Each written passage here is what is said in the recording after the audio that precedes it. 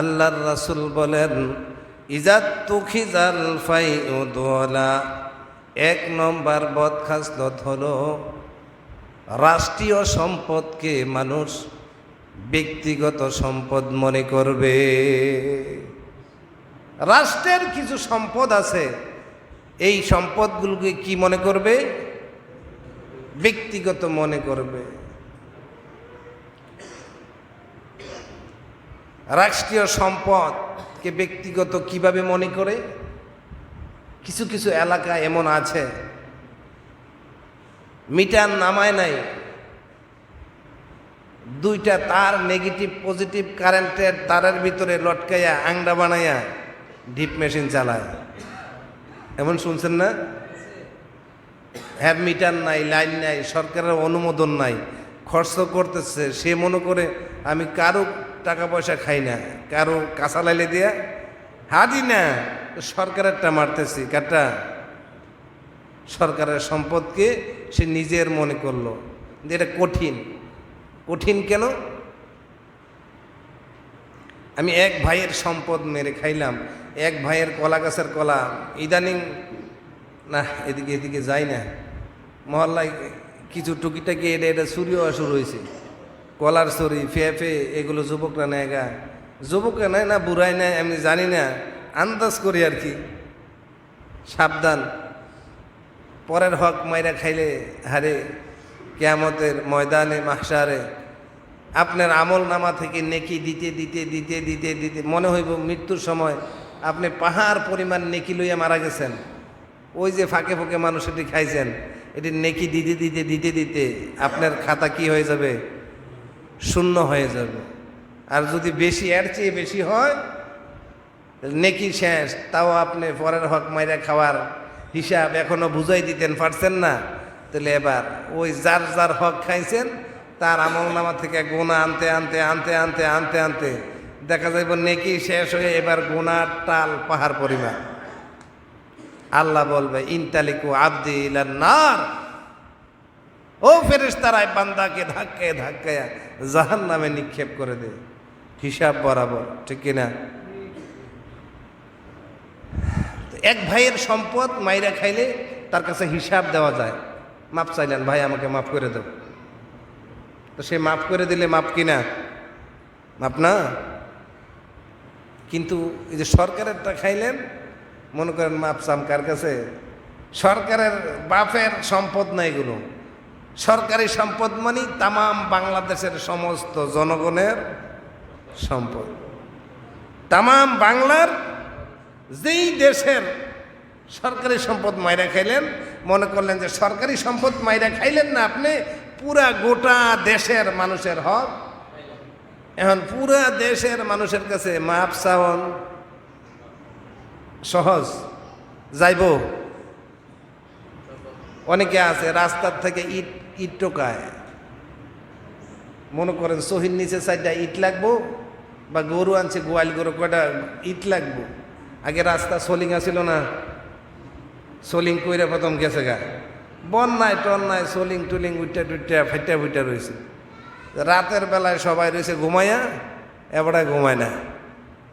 সুযোগ মতন 20-50টা ইট রাস্তার থেকে লইয়া বাড়িতে নিয়ে গরুর নিচে বিছাই দিছে, বা চকির নিচে, বা মিস্ত্রিবের নিচে, বা দরকার লাগছে নিয়ে গেল। মনে করেন সে মনে করছে রাস্তার থেকে আনছি, কারো বাপের হক তো মারছি না, কারো হক মারি নেই, সরকারি জিনিস আনছি।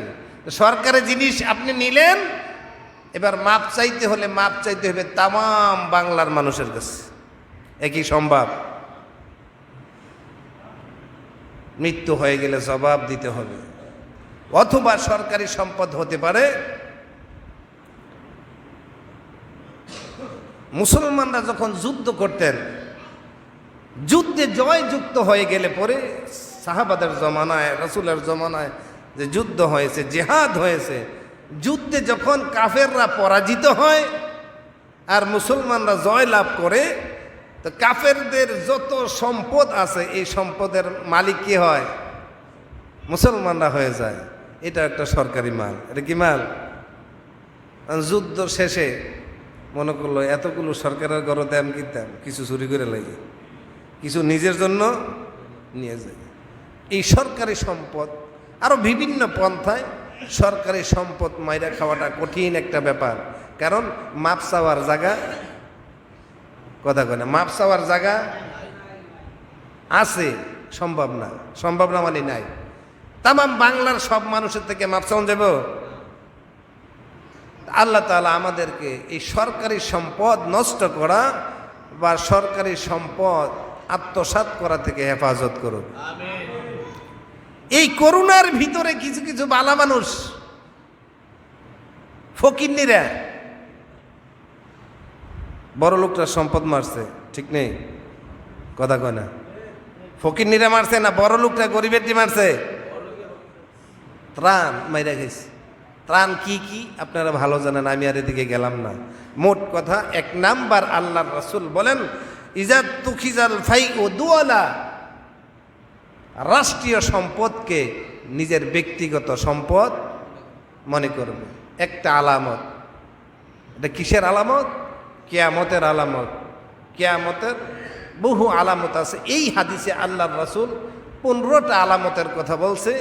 যখন এই 15টা আলামত সমাজে প্রকাশ পাইবে, তো তোমরা তৈরি থাইকো। কিসের জন্য তৈরি থাইকো? বিভিন্ন ধরনের বালা মুসিবত তোমাদের উপরে আসবে। 2 নম্বরে আল্লাহর রাসূল বলেন, ওয়াল আমানাতু মাগনামান, যখন সমাজের মানুষগুলো আমানতের খেয়ানত করবে, আমানতের খেয়ানত করবে, আল্লাহর রাসূল সাল্লাল্লাহু আলাইহি ওয়াসাল্লাম তামাম পৃথিবীর ভিতরে সর্বশ্রেষ্ঠ আমানতদার ছিলেন। কাফেরারা পর্যন্ত আইনা নবীজির কাছে কি রাখতেন? জমা রাখতেন, আমানত রাখতেন। নবী লিখতে পারে না, তা আলীকে বলতেন, সাহাবা লিখে রাখো, এর এত টাকার মাল, এর এতটা স্বর্ণ মুদ্রা, এর এই জিনিস আছে। সবচেয়ে বড় আমানতদার আল্লাহর সৃষ্টির ভিতরে নবীর চাইতে বড় আমানতদার আর আপনি এক কথায় যেই কোনো গুণের কথা বলেন, নবীর চাইতে বড় গুণ হলো আর কিছু। পৃথিবীর সবচেয়ে শ্রেষ্ঠ বাবাকে, শ্রেষ্ঠ বাবাকে মুহাম্মাদুর রাসূলুল্লাহ। পৃথিবীর সবচেয়ে শ্রেষ্ঠ সৃষ্টিকে এবং মুহাম্মাদুর রাসূল।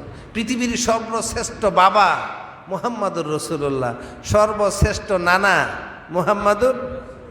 আপনি যে কোনো গুণ বার করেন, গুণ নবীর উপরে আর কেউ হয় না। তা আপনি নবীর উম্মত, আপনিও আমানতদার হওয়া দরকার। কিছু কিছু মানুষ তো আমানত রাখে, বর্তমানে কি কোনো সাক্ষী নাই, এই যে রাখছে, পরে গিয়া চাইছে, কয় কি, কয় কি। এমন আমরা মসজিদ দাদায় কিছু এমন মাইর খাইছিল শুনছিলাম, টাকা রাখছে এর কাছে, পরে গিয়ে খোঁজো কি টিয়া। আমানতের খেয়ানত। বর্তমান সমাজে তো আমানতের খেয়ানতকারী খুঁজে পাওয়া যাবে না, না বেশি। এই মিয়া বিদেশতে টাকা পাঠাইছে মামাতো ভাই ফুফাতো ভাইয়ের কাছে, আর না হয় ফুফাতো ভাই মামাতো ভাইয়ের কাছে। দিলালপুর না নবীপুর, ও না নবীপুর, নবীপুর আর এই শিলমপুরের কাহিনী। লোকটা হুজুর, বিদেশ থাকতে আরেক হুজুরের কাছে টাকা পাঠাইছে 20 লাখ। কয় লাখ? ফিরে আয়া টাকা চাইব না, এটা আমানত। এটা কি আমানত? স্ত্রীর কাছে পাঠায় নাই, নিজের ভাইয়ের কাছে পাঠায় নাই, বিশ্বাস করছে তারে। কারণ এমন রেকর্ড আছে, স্ত্রীর কাছে সব টাকা পাঠাইছে, এবার হ্যাঁ তা আবার আগে এমনি আরেকজন লইয়া হয়েছে না, তো পাঠাইছে ওনার কাছে। আইয়া যখন টাকা চাইছে, কয় টাকা তো ব্যবসায় লাগাইছিলাম, মাইর খাইছি। কি খাইছি? মাইর খাইছি। আমি তো আপনার ব্যবসায় লাগাইতে কই নাই, আমি কি টাকা ঘরে ফেলাই রেখাম? টাকা ঘরে ফেলাই রেখাম, ব্যবসায় লাগাই দিছি, জমি জামা কিনছি, মাটিতে খাম আমি জানি। নিও মাসে মাসে, মনে করেন মাসে মাসে 5,000, 4,000, 3,000, 2,000 করে এমনি নিও। আরে ভাই, আমি আপনার কাছে 20 লক্ষ টাকা রাখছি, 10 বছর সৌদি আরব নিজে কষ্ট করে কামাই করে, কারণ আমি আসলে টাকা আমার 2, 4, 5 লাখ লাগলে আপনি দিবেন, এটা না ঠিক? একবারে না দেন, 2, 4, 5 লাখ, 7 লাখ, 4 লাখ, 3 লাখ এমনি দেন, না মাসে মাসে 2,000, 4,000, 5,000 করে যদি দিতে চায়, এটা কি হইল? আমানতদারি ঠিক আছে? জিজ্ঞেস করলাম, ভাই কি খবর? যে পাওনাদার সে আমার সাথে নিজে বয়ান করছে, কয় ভাই এই কয়েক মাস যা ওই দিছিল এই করে ভাঙ্গেছিল, এখন আর দেয় না, এখন আর। এটার নাম আমানতদার, ঠিক কিনা? আল্লাহ রাসূল বলেন, ওয়াল আমানাতু মাগনামান, সমাজে খেয়ানতদার বেড়ে যাবে যখন দেখবে আমানতের খেয়ানত কারণেওয়ালা মানুষ সমাজে প্রকাশ পাইতেছে। তোমরা রেডি থাকো, তৈরি থাকো। 3 নম্বরে আল্লাহর রাসূল বলেন, আয-যাকাতু মাগরামান, যাকাত দেওয়াটা কি জরিমানা মনে করবে। এই বিষয়ে আর এক্সাম্পল দিলাম না। যাকাত দেওয়াটাকে কি মনে করবে? জরিমানা মনে করবে। মূসা নবী বলছিলেন, কারণ যাকাত দে, আল্লাহর রাস্তায় গরিব মিসকিনরা দান কর। কারণ কে চালাকির জায়গা পাও না, আমার টাকা পয়সা হয়েছে দেখে আমার টাকাটা কেমনে কমাইবা একটা রাস্তা বার করছে। শেষ পর্যন্ত কারণের রাজপ্রাসাদ সহ, কারণ সহ জমিনের নিচে জমিনে গ্রাস করছিল। আমি আগামাতা বাদ দিয়ে মাঝখান থেকে একটু কইতেছি। জমিনে গ্রাস করে ফেলছিল সব সম্পদ। কত সম্পদ? যে কারণের যে ধন ভাণ্ডারের যে সিন্ধুক, আলমারি এগুলা ছিল, এইগুলার চাবিগুলা এক জায়গার থেকে আরেক জায়গায় নেওয়ার দরকার হইলে 70টা ওট লাগতো। কি মাল?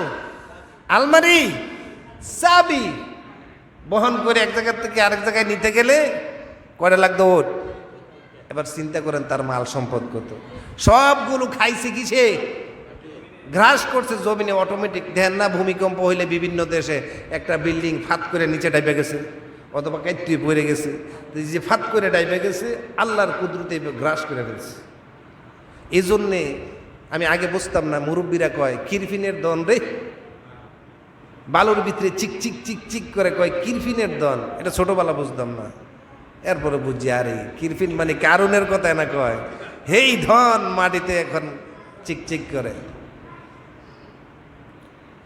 তা আল্লাহর রাসূল বলেন, যখন দেখবা সমাজের ধনী মানুষগুলো যাদের উপরে যাকাত ফরজ হয়েছে, তারা যাকাত দেওয়াটাকে নিজের জন্য জরিমানা মনে করবে, মানে দিতে চাইবে না। আর দিলেও কোনো রকম একটু একটু দিয়া শেষ। মনে করবা তোমাদের উপরে বিভিন্ন বিপদ আসবে। এটা কিয়ামত অতি নিকটে এসে গেছে। এটা 3 নাম্বার আলামত। 4 নম্বরে আল্লাহর রাসূল বলেন, ওয়াতুল্লিমা লিগাইরিদ্দিন, ধর্মীয় এলেম শিখবে। এলেম বলতে ধর্মীয় এলেম। মানুষ এলেম শিখবে দুনিয়া কামাইবার জন্যে।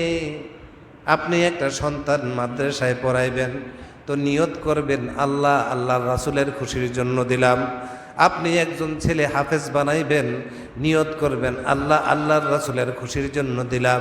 আপনি একজন ছেলেকে হাফেজ, আলেম, মাওলানা, মুফতি বানাইবেন, আপনি নিয়ত করবেন ধর্মকে টিকাইয়া রাখার জন্য, দিনকে টিকাইয়া রাখার জন্য আল্লাহর রাস্তায় আমি আল্লাহর রাস্তায় আমার ছেলেটা দিলাম। শেখ সাদি বলেন, ইলম আজ দিন পরওয়ারদান আছে, ইলম আজ দিন পরওয়ারদান আছে। শেখ সাদি বলেন যে এলেম শিক্ষা করবা দিনকে টিকিয়ে রাখার জন্য, ধর্মকে টিকিয়ে রাখার জন্যে, ধর্মের খেদমত করার জন্যে, দিনের খাদেম হওয়ার জন্যে, না কে দুনিয়া খোঁজ, দুনিয়ার কামানের জন্যে না, দুনিয়া কামানোর জন্যে না। যখন তুমি নিজে আল্লাহর জন্য হয়ে যাবা, যখন তুমি দিনের জন্য হয়ে যাবা, দুনিয়া তো এমনি তোমার পায়ের কদমে ধরা দিবে, দুনিয়া এমনি ধরা দিবে। আশরাফ আলী থানবীকে একদিন এক বড় ধনী মানুষ 500 টাকার একটা ভান্ডেল দিতেছে, হুজুর খানা পিনা শেষ, দাওয়াত শেষ, অথবা মাহফিল করতে আসছে, হাদিয়া দিতেছে। কয় না, নেব না। কিনা দুনিয়া আমার দরকার নাই, টাকা নেয় না। সে তো ভক্তির সঙ্গে দিতেছে, মোহাব্বত কইরা দিতেছে, ভালোবাসা দিতেছে। কয় না, নেব না। আর বর্তমানে বক্তারারে কম দিলে কই আগামী বছর আর ডেট দেওয়া যাবে না, ঠিক কিনা? আপনাকে দোষ কই না তো, হুজুরের দোষ কইতেছে। কন্ট্রাক্ট করার কথা রাসূল নিষেধ করেছে, সাহাবা নিষেধ করেছে। আশরাফ আলী থানভী হাজার হাজার কিতাবের লেখক কন্ট্রাক্টের কথা নিষেধ করেছে। কোরআনে পাকে আল্লাহ নিজে বলেছে সূরা ইয়াসিনের ভিতরে, যারা আজর চায় কন্ট্রাক্ট চায় মাল চায় তাদের আলোচনা শুনো না, এমনি আসবে ফি সাবিলিল্লাহ যা দিবে। মানে একদল লোক আছে আবার ফি সাবিলিল্লাহ যারা আসে তাদেরকে বেশি ঠকায় দেয়, ঠিক কিনা? এবার যারা সুরলা বেশি, সুর বেশি, কণ্ঠর পাওয়ার বেশি, তারা আনতে টাকা বেশি লাগে, কয় আরে হেরারে না আনলে মানুষ হইতো না, হ্যাঁ করে আর, ঠিক আছে না?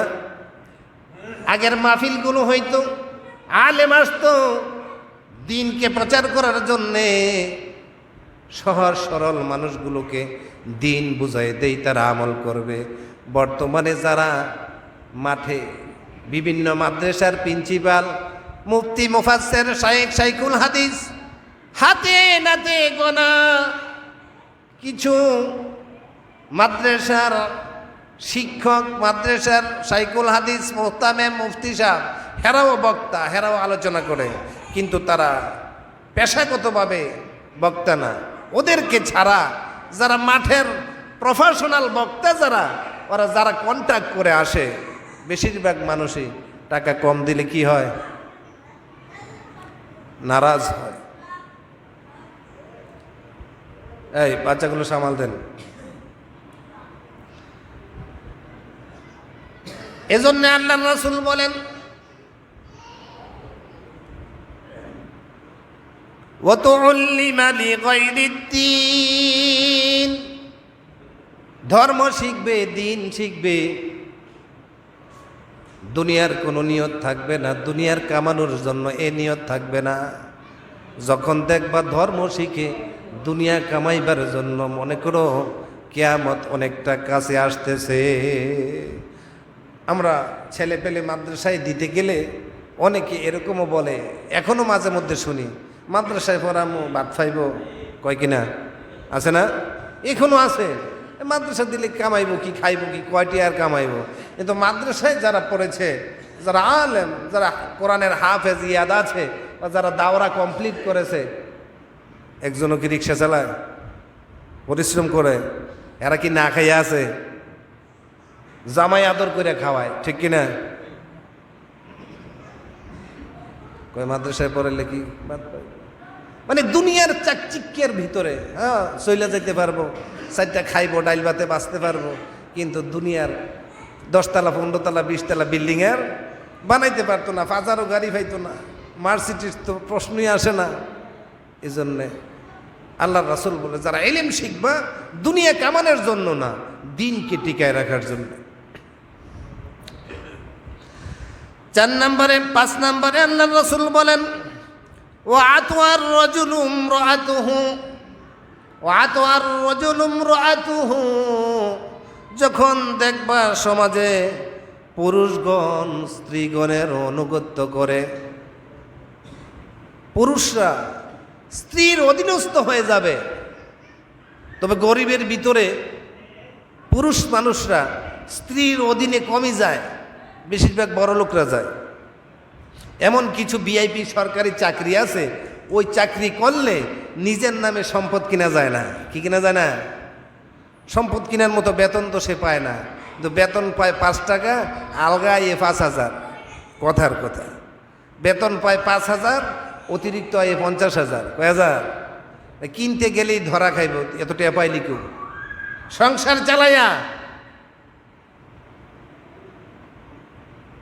এমন বহু চাকরিজীবী আছে, বেতন 20,000, এবার বাসা ভাড়া 35,000, কয় হাজার বাসা ভাড়া মাসে দেয় 35,000, 2 ছেলে বিদেশে পড়ায়, টাকাই করতে। এজন্য কিছু কিছু সরকারি চাকরিজীবী আছে, নিজের নামে কি করা যায় না, কিনা যায় না, বাড়ি গাড়ি করা যায় না, তখন ওরা কি রে বিভিন্ন নামে রাখে। কার নামে? বিভিন্ন নামে রাখে। বাড়ি বিভিন্ন নামে, গাড়ি বিভিন্ন নামে, 5 তলা 8 তলা 10 তলা বিল্ডিং করছে বিভিন্ন নামে, তো এবারটা বিবিরে কি কইব, সাবধান কই দেবো, কি কয়, মার্কেটে গেল, বিবি আগে উনি পিছে, বিবি আগে উনি সাপ পিছে, ম্যাডামে যা কয় জি ম্যাডাম, ম্যাডামে যা বলে জি ম্যাডাম। আর গরিবরা, মুরব্বীদের মুখে শুনছি, এক গরিব মানুষ তার স্ত্রী বলতেছে স্বামীরে, ওগো শুনছ কি হয়েছে, কয় আমার পিন্দনের কাপড়টা একদম আসে আসে গেছে গা, কি গেছে গা, আসে আসে গেছে গা, গিরুস্তি মানুষ এমনি আলমাল হয়েছে, মেজাজ খারাপ, আরে বাদ দিতে কইছি, তুই কাছে কাপড় গেছে গা, তোর কাপড় লাগবে, তোর আমি খাই কিনে, এই তো আমার সন্দেহ আছে, আমি বুঝেন না খাই কিনা, বুঝছেন তো, তোর আমি সংসার করি কিনে, এই তো সন্দেহ আছে, তুই কাপড় বিচার। ম্যাডাম কই থাক, আমার কাপড় লাগতো না তো আপনি আমার লইয়া ওই একটা কথার কথা এক্সাম্পল দেখাইলাম। গরিবরা কর্তৃত্ব বেশি করে স্ত্রীগণের উপরে, এজন্য আমি এই কথা শিখাইছি না আপনারে যে মহিলারা দূর দূর দূর দূর দূর দূর করবেন, এই কইলাম, এটা বুঝাইলাম। আল্লাহ রাসূল বলছেন, যখন দেখবা ওয়াতওয়ার রাজুলুম রাআতুহু, পুরুষগণ নারীগণের অধীনে চলে যায়, পুরুষরা স্ত্রীর অনুগত্য করে, বুঝবা কিয়ামত আগায় আসছে, কিয়ামত আগায় আসছে। এক হুজুর বয়ান করতেছিলেন, এক বাদশা কইতেছে, আমি তোমাদের জন্য এই করলাম ওই করলাম, অত কিছু করতেছি, নাসিম সাহেব মনে করেন না আর কি, এমপি সাহেব, আমার গুণগান তোমরা গাও কিনা, আমাকে ভোট দিবা কিনা। মুরাদনগর মাঠে একটা অনুষ্ঠান ডাক দিছে, সভা ডাক দিছে, দেখি আমার পক্ষে কতগুলো মানুষ আছে। উপস্থিত হওয়ার পরে উনি আইসা বলতেছে, এই কারা আমার পক্ষে আছো, যারা আমার পক্ষে আছে তাদের সাথে আমি আছি, তাদের জন্য আমি আমার জান দিব, যারা আমার পক্ষে আছো তারা ডান দিকে যাও, আর যারা আমার পক্ষে নাই, আওয়ামী লীগও নাই, অন্য পার্টি আছে, কথা বুঝেন না।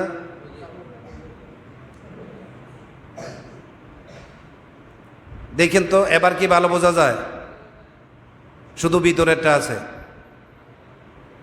চলবো না সাউন্ড বেশি কমামো, কোনটা, বাইরেরটা বন্ধ, ডান দিকে গেছে, সব ডান দিকে গেছে। এরপরে কইব যে বাম দিকে যাও, যারা আমার পক্ষে নাই তারা কি বাম দিকে যাও, সব ডান দিকে গেছে। আসলে কথা হয়েছে, যারা পক্ষে তারাও ডানে গেছে, যারা বিপক্ষে এমন কি ধরা খাইব গেছে গা। একজন তে জাগাই বই রয়েছে, ডানেও যায় না বামেও যায় না। তারা জিগায় কিরে তুই কোন পক্ষে, এই পক্ষে নাইলে ও পক্ষে, ওই ডানে যা নাইলে বামে যা। কয় না আমি যাইতে পারবো না কোনো দিকে। কয় কেন? কয় আসার সময় বাড়ির থেকে বিবি বলছে, চাইও এমপি সাহেবের কথায় রাজনীতি করতে নেই কোনো ফিল যাও গা, তাহলে ঠ্যাং বাই গেলাম বাইরে, বাদ দিতামই না, বাদ দিতামই না, সার ফেস লাগাইয়েন না, আমি ডাইনেও যাইতে পারতাম না। আল্লাহর রাসূল বলে, যখন দেখবা পুরুষগুলো নারীদের এমন ধরনের অনুগত্য হয়ে যায়, নারীর কথা ছাড়া, বউয়ের কথা ছাড়া কিচ্ছু বোঝে না। মার কথা কইলে ধমক দেয়, বাপে কইলে নাই, মায় কইলে নাই, বউ কইলে 16 আনা আছে, এরকম আছে কিনা? আল্লাহর রাসূল বলেন, যখন দেখবা সমাজে পুরুষগুলো স্ত্রীর অনুগত্য হয়ে গেছে, বুঝবার কিয়ামত অনেকটা নিকটে এসে গেছে। 6 নম্বরে আল্লাহর রাসূল বলেন, ওয়াক্কা উম্মুহু,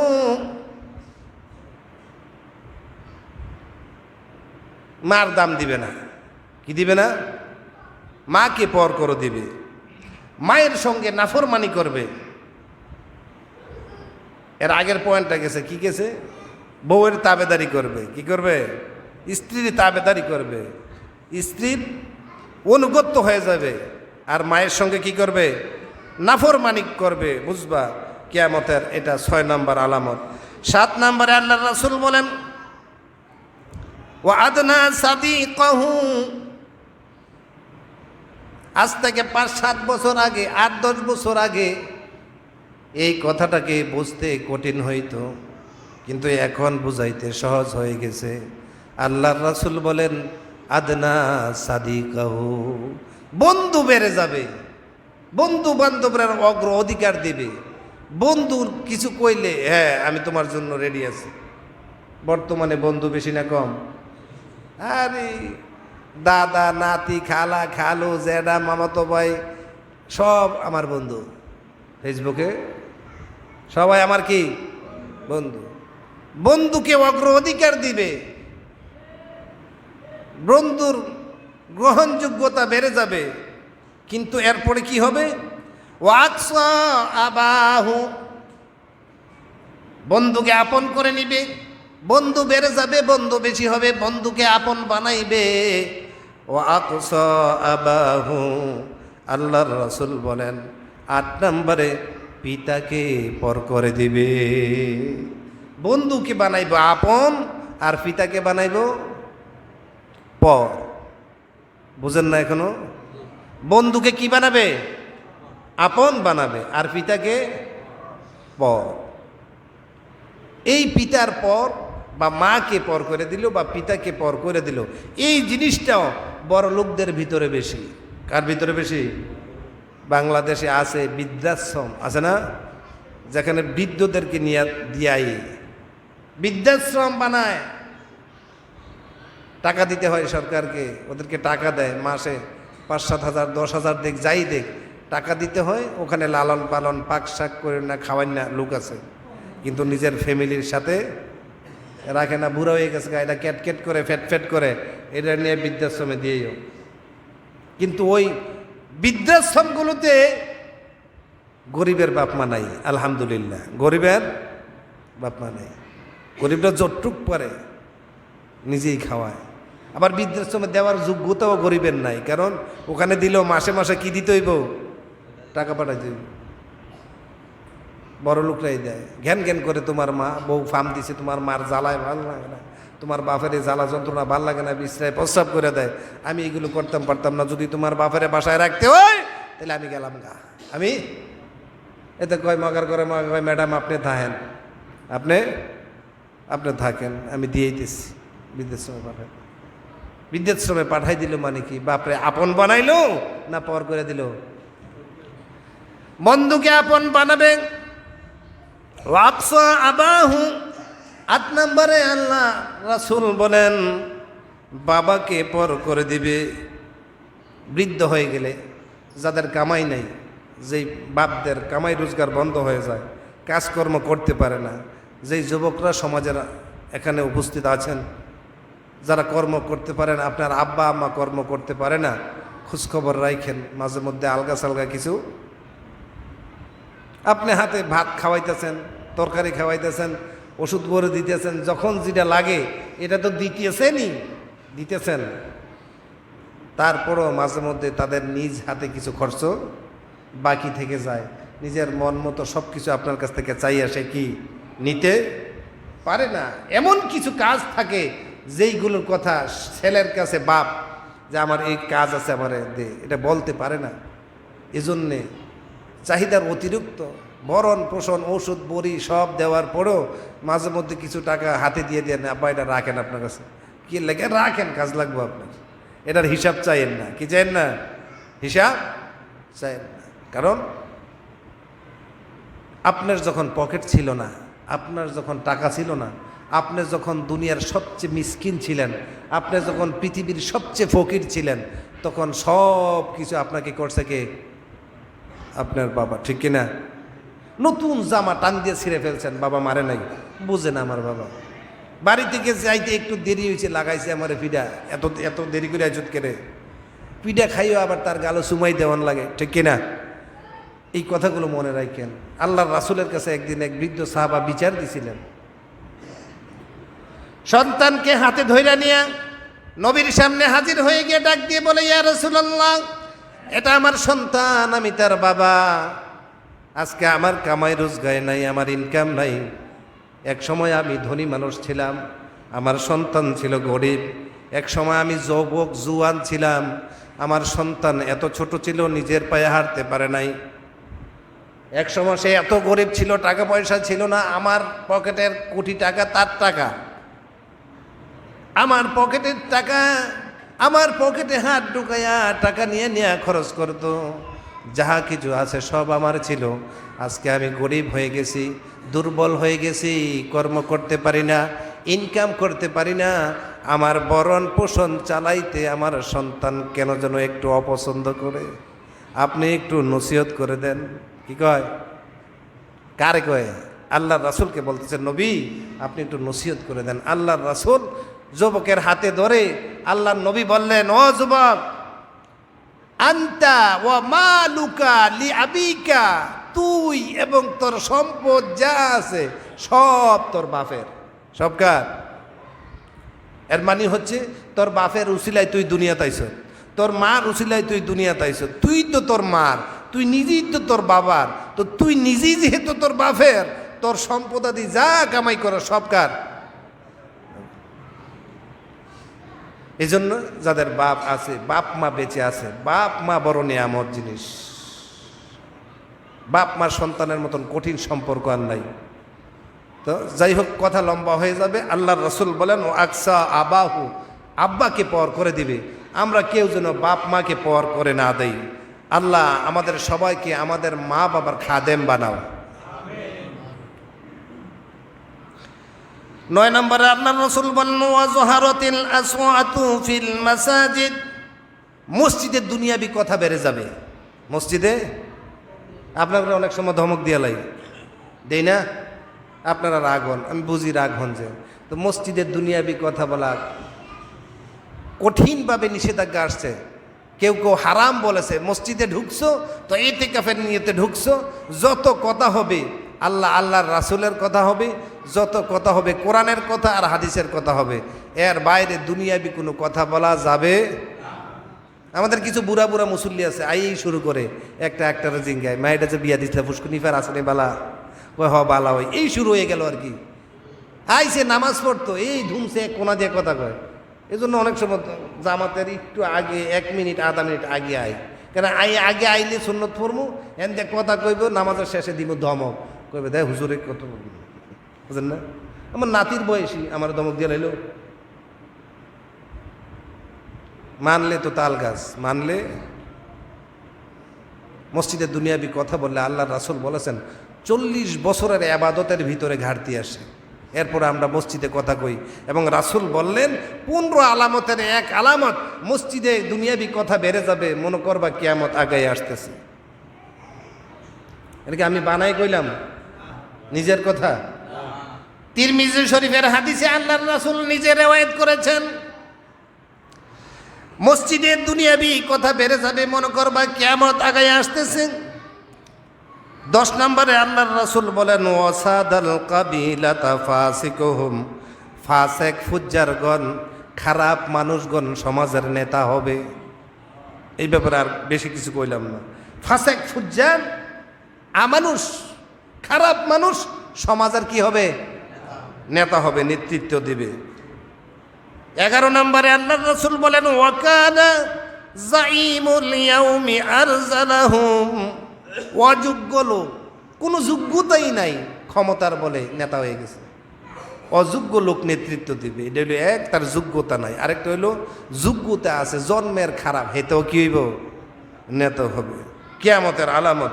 12 নম্বরে আল্লাহর রাসূল বলেন, ওয়া উকরিমার রাজুলু মাখাফাতা শাররিহি, সমাজের উম্মতের মানুষগুলো একজন আরেকজনরে ইজ্জত করবে, সম্মান করবে, ডরে।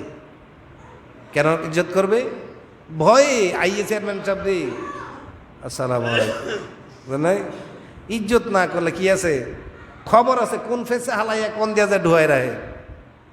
আসলে তাকে দিল থেকে ভালোবাসে না, দিল থেকে ভালোবাসে না। তার অনিষ্টতা থেকে, তার ক্ষতি থেকে বাইচে থাকার জন্য ইজ্জত করে কয় আসসালাম, ফিসও যাইয়া কয় কি, পিছনে গিয়ে বকাবকি করে গালি দেয়।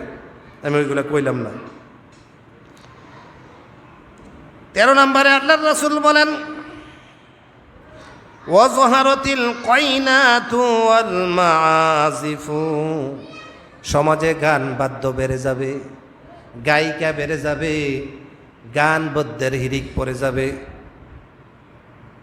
এ নাজায়েজ গান বাজনা অনুষ্ঠান, যে কোনো অনুষ্ঠান হইলে বিয়ে অনুষ্ঠান মুসলমানি অনুষ্ঠানে ডেক সেট বাজানোর যে একটা কুপ্রথা সমাজে আছে, গায়ে হলুদ এবং গেট ধরার যুবতী মেয়েদেরকে দিয়ে যে একটা কুপ্রথা আছে, আপনাদের কদমে হাত রেখে বলি এই খারাপ কাজগুলো যুবকদেরকে করতে দিয়েন না, যুবতী মেয়েদেরকে গেট ধরতে দিয়েন না। মুসলমানি অনুষ্ঠান হোক, বিয়ে অনুষ্ঠান হোক, যে কোনো অনুষ্ঠান হোক, অনুষ্ঠানে রাতের গভীরে ডেক সেট বাজাইতে এটা আজাব, গজব না রহমত? বলেন না, এটা গজব না রহমত? তাহলে গজব ডাইকে আইনেন না। আল্লাহ রাসূল বলেন গান বাদ্যর হিরিক পড়ে যাবে, নর্তুকির হিরিক পড়ে যাবে, গান বাদ্য বেড়ে যাবে, মনে করবা কিয়ামত অতি নিকটে চলে আসতেছে। 14 নম্বরে আল্লাহ রাসূল বলেন অশুরুবাতিল খুমুর, ওপেন মদ খাবে, মদ খাবে হালাল মনে করে। এটা কি? মদ খাওয়া বেড়ে যাবে। মদ খুব সমাজে আসেনি, টিয়া আছে তো মদ আছে, কিন্তু দামি জিনিস। মদ খাওয়া বেড়ে যাবে এবং খাবে কবে হালাল। আমি মাত্তালি করি না, আমার জন্য কি জায়েজ আছে। মদ খাবে হালাল মনে করে। 15 নম্বরে আল্লাহ রাসূল বলেন ওয়ালানা আখিরু হাদিহিল উম্মতি আউওয়ালাহা, যখন এই জাতির পূর্ববর্তী মানুষগুলোকে অভিশাপ দিবে। এই যুগের মানুষ, আমরা যে যুগে আছি, আমাদের আগের যুগের মানুষগুলোকে কি দেবে? অভিশাপ দিবে। অনেকে বলে আগের হুজুররা কিচ্ছু বুঝতো না, তে সব বুঝে। আগের হুজুররা বুঝছে না, এই যে একটা অভিশাপ। আল্লাহ রাসূল বলেন ওয়ালানা আখিরু হাদিহিল উম্মতি আউওয়ালাহা, পূর্ববর্তীগণকে অভিশাপ দিবে। আমি একটা আলেমদের একটা এক্সাম্পল দিলাম আর কি। মুরব্বীদেরকে, পর্দাদাদেরকে অভিশাপ দিবে, মনে করবা কিয়ামত নিকটে চলে আসতেছে।